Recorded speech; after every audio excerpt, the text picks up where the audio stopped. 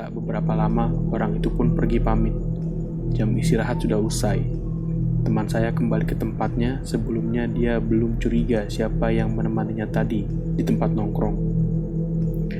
Ketika asik-asik bercerita, teman saya tiba-tiba teralihkan oleh selembaran kertas bela sungkawa.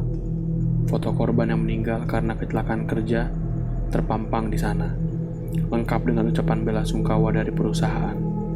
Melihat foto itu, teman saya nampak pucat, pasif. Berbekal selembaran itu, teman saya bertanya kepada karyawan senior,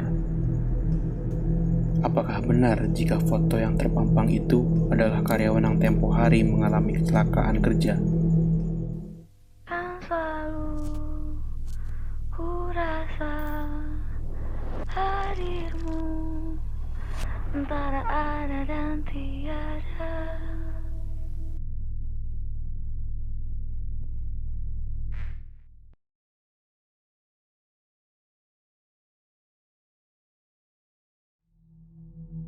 Satu tahun kerja di sana, kemudian terjadi gejolak, di mana karyawan kontrak banyak yang diberhentikan. Di sini saya kaget, karena saya tidak termasuk di jajaran karyawan kontrak yang diberhentikan paksa. Saya hanya dipindahkan bagian. Masalahnya, saya yang sebelumnya di packing pindah ke batubara. Waktu itu saya bingung setengah mati. Rasanya mau resign. Tapi teman saya mengingatkan kalau cari kerja itu sulit. Dan karena di batubara, nanti ada temannya. Di bagian batubara sendiri, biasanya memang dijaga 2 orang. Akhirnya saya setuju untuk tetap kerja di pabrik ini. Saya ingat malam pertama waktu pindah ke bagian batubara, tempatnya benar-benar berbeda dari tempat packing yang terang, bersih, dan penuh sama orang. Di sini sepi, dingin, dan bangunannya sudah tua. Hanya tercium aroma besi-besi berkarat, lengkap dengan pemandangan langsung kebun angka. Teman shift saya sendiri adalah anak seumuran saya. Dia juga selamat dari karyawan kontrak yang diberhentikan paksa. Saya ngobrol sama dia, bercerita tentang diri masing-masing, dan kami sepakat tidak membahas hal yang terjadi di sini. Pembagian tugasnya sendiri, kami sepakat bergantian. Jadi satu orang bisa bergantian tidur dan berjaga agar suhu api untuk membakar keramik tetap panas. Maka diwajibkan standby, dan bila suhu turun, maka kami wajib mulai mengisi batu bara. Waktu itu giliran teman saya yang tidur. Jadi saya berjaga sendirian. Tahun 2011 belum banyak HP Android. Jadi saya nggak mainan HP, tapi fokus melihat pemandangan kebun yang benar-benar gelap gulita. Asik-asik ngelamun, tiba-tiba saya terlonjak waktu mendengar suara benturan keras seperti batu dengan besi. Rupanya penghuni di sini mulai menunjukkan kehadirannya. Setidaknya itulah yang pertama saya pikirkan. Saya mencoba untuk tidak menghiraukan, namun suara itu kembali lagi. Kali ini lebih keras dan membuat saya mulai menciut. Untungnya waktu jaga saya sudah selesai, jadi saya akhirnya membangunkan teman saya. Ketika saya berjalan menuju tempat teman saya tidur, saya sadar ada suara cewek tengah menangis.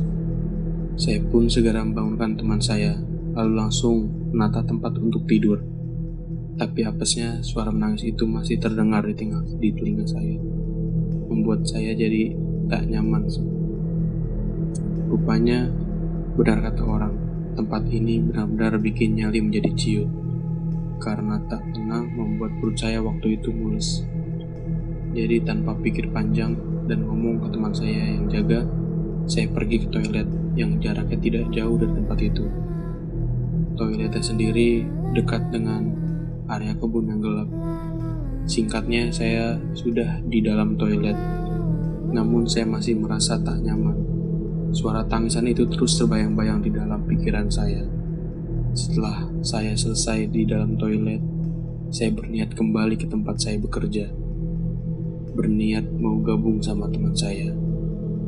Toh, kalau benar-benar mungkin gangguannya bakal berakhir. Begitu saya buka pintu toilet, saya cuma bisa mengucap istighfar karena sebelum saya keluar pintu, tepat di depan saya ada seorang wanita dengan kepala berdarah-darah menatap saya dari bawah lantai. Saya baru tahu ada kuntilanak yang ngesot adalah saat itu. Jujur, rasanya mau pingsan. Bayangkan saja, baru selesai buang air, tiba-tiba di depan toilet sudah ada yang menyambut dengan cara begitu. Saya melewati begitu saja, walaupun dia terus mengikuti kemana saya jalan. Gangguan malam itu selebihnya hanya suara dan suara. Puncaknya adalah waktu saya sudah tidak betah lagi karena malam itu saya mengalami kejadian yang bisa dibilang paling parah. Berbekal ada masalah di rumah, saya bawa ke pabrik. Ditambah SMS bahwa teman saya tidak bisa masuk karena sakit, membuat saya sadar malam ini saya sendirian yang jaga. Saya letakkan tas dan mulai ganti seragam, lalu pergi ke tempat saya jaga suhu batu bara. Rupanya di sana sudah ada yang menunggu saya. Sebelumnya saya sudah pernah diceritakan teman saya di mana waktu itu dia jaga sendirian karena saya yang sakit. Dia bercerita kalau sendirian jaga di sini lebih baik banyak istighfar. Saya tak paham maksudnya apa, tapi malam itu akhirnya saya tahu alasannya. Di gedung lama sendirian tanpa teman dengan berbekal nekat demi sesuap nasi, membuat saya harus berhadapan dengan sosok yang dulu pernah saya temui dan siluet kegelapan. Siapa lagi bila bukan almarhum? Meski saya tak yakin itu adalah beliau, sejujurnya penampilannya menyerupai karyawan biasa. Yang membedakannya adalah cara dia berjalan benar-benar menakutkan. Dua tangannya menjangga badannya seolah-olah badannya sewaktu-waktu dapat putus begitu saja. Saya merasa dia tahu saya bisa melihat dia. Entah karena kemarahan yang saya rasakan, sehingga saya bisa melihat jelas semua yang ada di sini. Sangat jelas, bahkan membuat saya rasanya mau lari pulang. Rupanya dugaan saya benar. Kuntilanak ngesot itu tempatnya memang dekat toilet yang gak jauh tempat saya dan teman saya biasanya istirahat. Yang bikin saya tak mau berlama-lama di sini adalah penghuni kebun yang bentuknya mirip seperti kuda. Hanya saja selain makhluk-makhluk itu, saya berusaha tetap menjaga jarak untuk tidak mengganggu. Meski saya tahu mereka mencoba menarik perhatian saya, siapa sangka rupanya saya benar-benar tak disukai di sana. Entah karena apa.